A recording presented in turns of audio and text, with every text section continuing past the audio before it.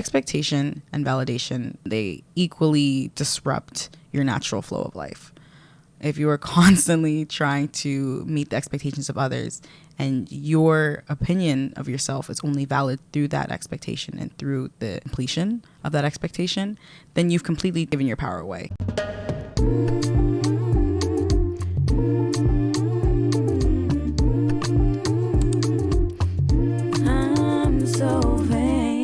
Hello, my loves. Welcome back to another episode of Vain. I'm your host, Senjule, and I'm so happy to be back here with you again another week, another day, another Friday, as we unpack and we debrief, as we always do. Did you miss me as much as I missed you? Because I missed you.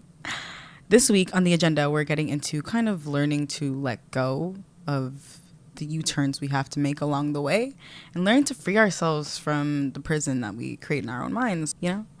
I think it's so important to really learn a little bit of stoicism and learn how to prioritize like what exactly is in your control and what is not your control, so you're not constantly extending your energy in places that don't return it to you, and you can actually like show up in the world as a better version of yourself, because God knows people be draining, situations be draining, and people will try to drain the life out of you. Y'all, I watch Sinners. Vampires, I don't know, I'm not the type to believe in mystical creatures. Obviously that has not changed, but it does kind of put into perspective how energy is sucked from us, how people try to suck the life out of us. And we'll meet a lot of that type of stuff on our journey. You'll find a lot of things that try to turn your head the minute that you're actually doing what you feel like you should be doing, what you're actually fulfilling, what you feel like you should be fulfilling. I've been off my show for a month. It took me a month to collect my thoughts, collect myself, figure out exactly how I want to show up for this. And it's not necessarily because I lost the love for this. It was more so like I felt as though something else was calling to me, even though I knew that this was so deep rooted into my heart, and how I love doing this every week and speaking to you guys and talking about our feelings. But I didn't even realize that, you know, we start to sabotage a little bit once things actually start to look a little good. I got this random mysterious call from this lady like a month ago, and I think I was almost trafficked, and I was willing to like completely put off everything that I was working with God in terms of my show and what I was doing, because I just thought that this was like the most heaven-sent opportunity. But sometimes opportunities are right in front of our faces. What we need is right in front of us. All the tools that we need are God-given, but we'll still turn our heads if it means we can actually escape from the reality that we're creating. If it feels like it's getting a little too good, self-sabotage is a crazy thing. But when you realize that you might be extending your energy into places and things that you can't control and neglecting the places where you do possess control, that's when you can start feeling a little uneasy. All those times we get a little sidetracked, all those times we kind of lose our way, are part of the story. They're part of the plan, just as much as we think the goals are. Those little U-turns, those mistakes, those bumps in the road are just as crucial and just as important, because those are where we find the deepest lessons. It's building a tolerance for failure, letting things be a blessing in disguise, because that's exactly what it is. It's just a blessing yet to be undisguised. And it might be hard to see it that way because, you know, you've been fighting tooth and nail to fulfill or to put into fruition whatever you felt called to do. That doesn't make you any lesser of a person, because it's not showing up yet in the way that you'd hoped to. It's not a sign to give up and to completely dissolve everything you've worked hard for. It's just a matter of accepting these roadblocks as they are, as roadblocks out of your control, not something that you are meant to shift or meant to break. You are meant to exist within this state, collect the information it's meant to give you, because that's how you build your character. Sometimes it might look like you're being punished when things aren't moving the way that you'd hoped they would. But even the biggest punishments are the biggest blessings, so long as you choose to look at what they are leaving you with. That is what's within your control. Your perception, your mindset, your point of view towards any situation is what you can decide. But the situation itself, that's not within your reach. And that's okay. That's all right. It's okay to accept that much. And once we get more comfortable with that fact, the more that we allow ourselves to just be human and exist within the mess, the rewards just feel that much better. It's easy to get caught up in the whole, like, how is everybody going to perceive this? How is everybody going to think about this? How is everybody going to think about me? Those are the moments of turmoil that feel like the end of the world, but there's something so satisfying coming out on the other end. When you realize that none of it mattered and that everyone's still going to love you the same, and those that don't were never meant to be in your life to begin with. That's what I mean by there's some things that are out of our control, that are blessings in disguise, is that you'll realize throughout your journey the things that are meant for you and the things that aren't meant for you through these moments of turmoil. And that's why we have to accept them just as much as we do the beautiful, blissful moments, because we couldn't have the blissful moments without these moments of fear. We need them just as much as anything else in our lives. God is never putting you through anything you can't handle. You're only being put through what you're being put through because you are meant to excel and show the world how they can manage it too. They're gifts that are meant to be shared, but gifts come when you actually climb to the top of that mountain, even if you got to fall back down again. What's that one guy called? Epicurus? I don't remember his name, but he was like forced to push the boulder up by the gods for really long. It was Sisyphus? Thank you. I appreciate that. Sisyphus. He was cursed to push up this boulder up the mountain. Actually, where was I going with this analogy? I don't even remember. But we like imprison ourselves in this idea of trying to keep other people happy, keep other people pleased throughout these journeys by making everything look as clean and as mess free as possible. But that is just not the case. Baby love, I'm gonna be honest, like every challenge is gonna come with a little bit of mess. Every journey comes with a little bit of mud, and you can wear that on you, or you can continue to try to hide it. But the more you try to hide it, the more you keep yourself in this prison in your mind of this expectation. I was telling my youth group this past week that being so stuck in the expectations other people hold from you is what's going to bring you your demise. At the end of the day, people can have their expectations. You don't have to follow that. What you do have to follow is whatever standards you set in place for yourself and for the people you decide to let into your life. And whatever fits that narrative, whatever fits your soul, and that's between you and God, is how you can decide to exist. I'm realizing lately, like, we taking this shit way too seriously sometimes. It doesn't have to be that deep. It doesn't have to be that deep, but we make it that deep because we put people on these pedestals. We put people's opinions of ourselves, which are not within our control, on these pedestals where they don't belong. Your journey is between you and God. As long as your soul feels fulfilled, that's all you need to worry about. As long as you feel aligned, that should be your main concern, because that is what you can control. Your standards for yourself and for your way of life are within your control. How people expect you to move according to their expectations is not within your control, nor is it your job, and that will keep you stifled for a very long time if you keep running that little rat race. God wants you to feel happy, to frolic, to enjoy this life that you were given, and it's going to be really hard to do that if you're constantly feeling so binded to the opinions and the glares of others. What's the fun in that? I feel like I've talked about this before.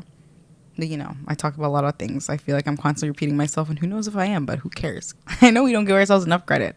We don't really spend as much time acknowledging how much we've overcome in comparison to how much we have left to do. And so long as you don't reference that standard, you're always going to be a little dissatisfied from your work and what you're doing.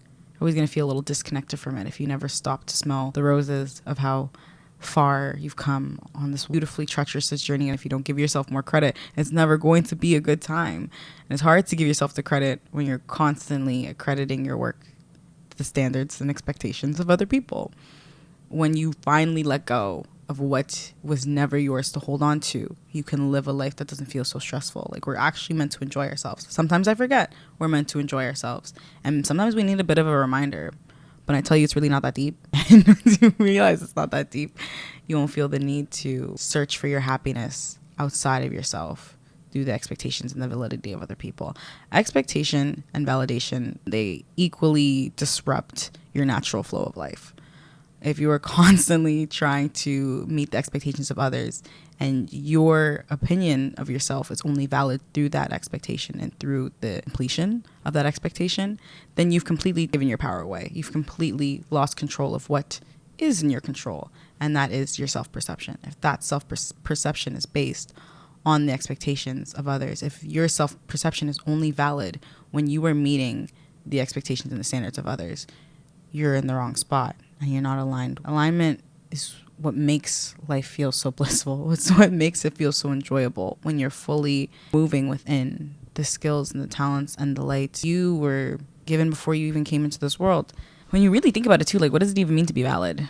In terms of whose standards? Who sets that standard? It's a very cis white heteronormative standard to try to uphold. Like I said in many of my previous videos, that was never meant to fit you and your big, big dreams. And you know what else is mental imprisonment? Holding other people to unrealistic expectations. I've learned these past couple of years not to expect anything from anyone. And I don't mean to say that in a grim way, like people are just going to disappoint you. But you don't hurt your own feelings when you don't expect people to move how you would move, because we're all designed so differently. You can have standards for the people in your life, but your expectations should remain relatively low. It doesn't matter who you're talking to, because nobody has to meet you where you want them to meet you, just like you don't have to bend for anybody else. I don't think it's right to say we don't owe each other anything. We always owe each other empathy and love and kindness as human beings. But your life and how you decide to live your life is not indebted to another person. You don't ever have to feel like you can't show up in the world the way that you feel fulfilled to, the way that makes you feel the most aligned, because you think it might be at the expense of the happiness of another person. As long as you're not hurting anybody, you're fine living how you are, the way that you were born, the way that you were made, so beautifully and so perfectly as God intended. I don't think we're meant to force anybody to live a certain way. I think you're meant to live as freely as you'd love.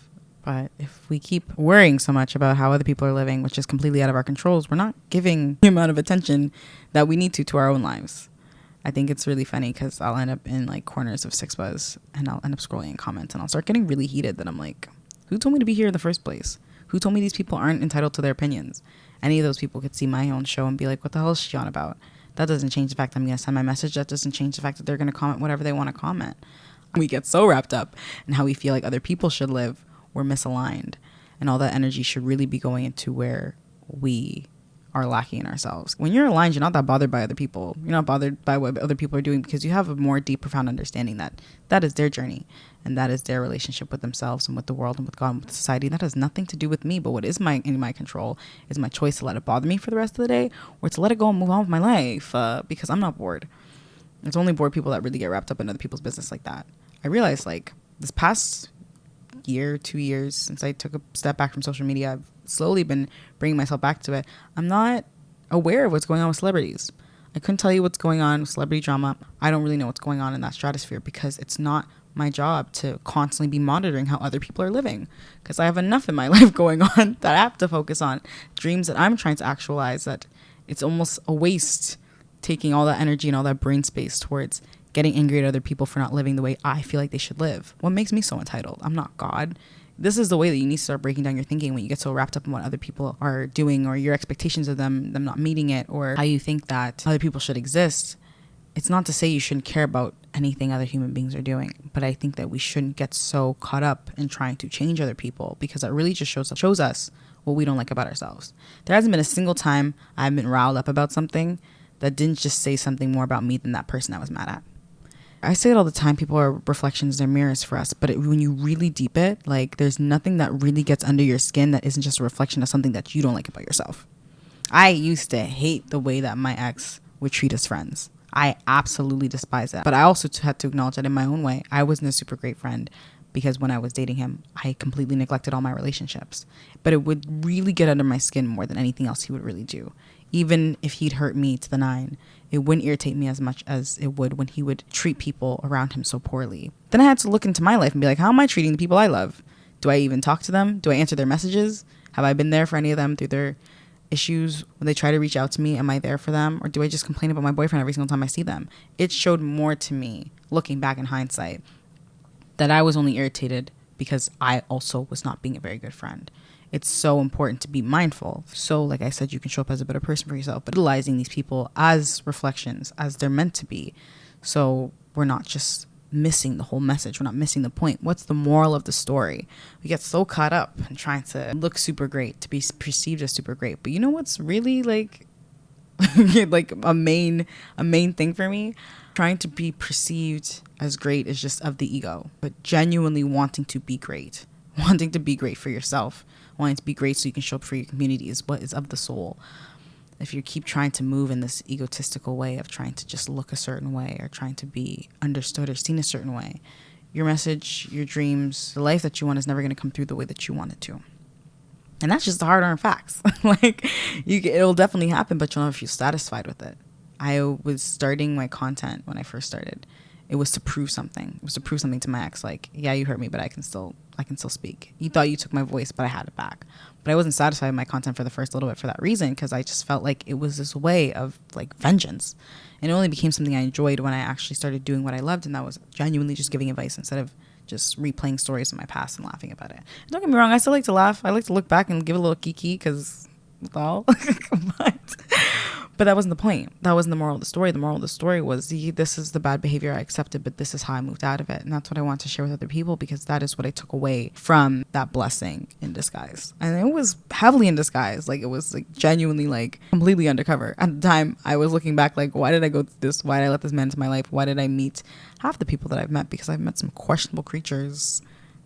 Many questionable people have crossed my path, but when I look back at it now, all of it was to culminate to this moment, to these types of moments where I can share the wisdom that I've been able to learn from those situations that helped me move on, because I didn't necessarily have that when I was going through them myself. And any way that I can shed light into the world is what makes my soul feel fulfilled.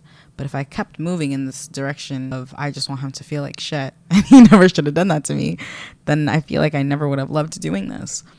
But alas, it took that self-reflection, being like, what is it that I so hate about him that says more about me? He was a raging narcissist, but I also had no self-respect. And I had to really deep that. I had to look at what that situation was trying to show me, what was in my control. What was in my control was leaving, and I didn't. Why? Because I didn't love myself very much. And that's what I need to focus on unpacking, rather than the fact that he was an asshole. I can talk for days about how much he sucked, but that would distract from the fact that there's parts about me that I don't love very much that was keeping me held in that situation, I was keeping myself in self-imprisonment with that man. And that was a choice.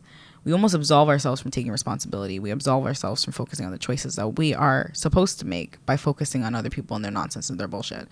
That's not a cop-out. We try to use it as a cop-out, but that only works for so long before we have to look in the mirror and be like, all right, what am I doing for my life that keeps perpetuating these cycles and these situations that I'm not changing?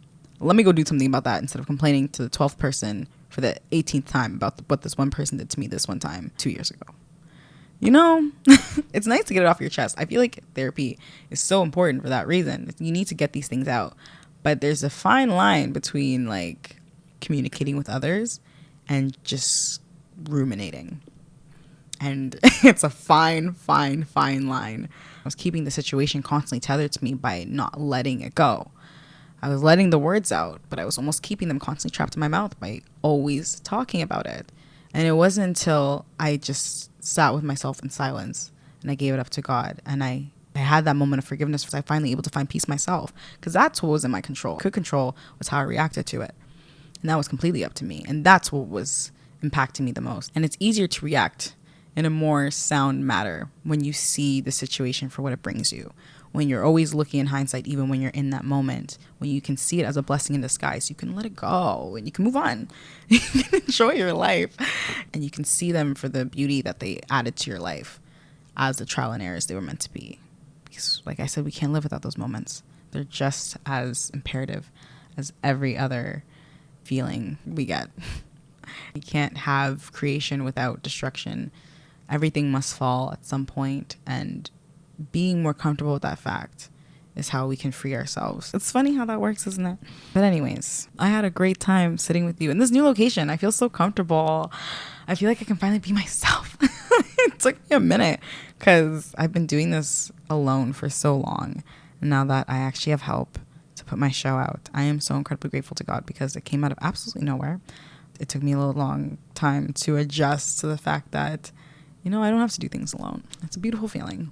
And I hope you realize the same thing for yourself too as you go into this week, and you let go of the expectations that you are holding to yourself or that others may be holding to you. And you should live on your own terms and in accordance to what is in your control if you really want some peace.